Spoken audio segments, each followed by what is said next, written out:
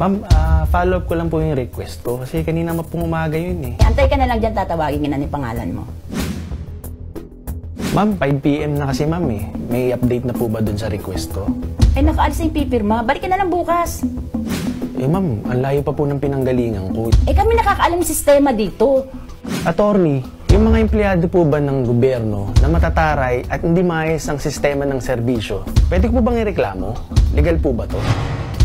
Hindi po legal ang magtaray at magsungit ang mga empleyado ng gobyerno. Sa ilalim ng Civil Service Rules on Disciplinary Action, ang discourtesy o hindi maayos na pakikitungo sa publiko ay isang ground para makasuhan ng isang empleyado ng gobyerno.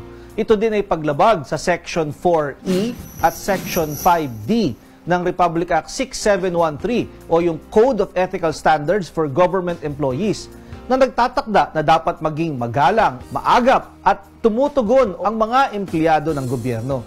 Sa ilalim ng Section 9F ng Republic Act 11032 o yung Ease of Doing Business Act, kailangang tulungan ang mga taong lumalapit sa mga opisina ng gobyerno. Kung sila ay nasa loob na ng opisina ng gobyerno at inabutan ng alas 5 ng hapon, kailangan pa rin tapusin ang kanilang inilapit na problema kahit tapos na ang office hours, kahit lunch break, kailangan tulungan ng mga lumalapit.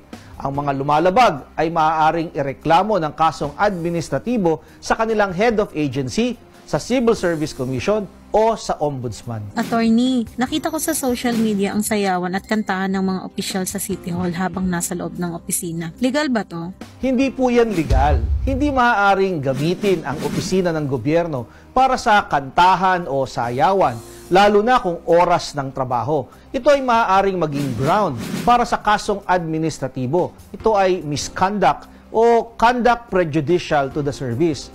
Lalo na kung ia-upload ito sa social media, magiging katawa-tawa ang opisina ng gobyerno. Ito ay malinaw na paglabag ng RA 6713 na nagtatakda ng commitment to public service at professionalism sa lahat ng kawani ng gobyerno.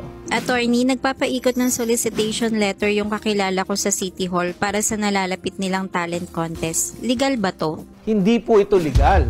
Mahigpit na ipinagbabawal ng Section 7D ang pagsulisit ng pondo o anumang bagay na mga kawani ng gobyerno. Ito rin ay matatagpuan sa RA 6713. Ipinagbabawal din ng PD o Presidential Decree No. 46 ang pagtanggap ng anumang uri ng regalo o gift ng sinumang kawani ng gobyerno kahit pa kusang loob itong ibinigay at hindi hiningi. Kung kayo ay may nais isang guni sa inyong lingkod, i-follow lang ang aking Facebook account.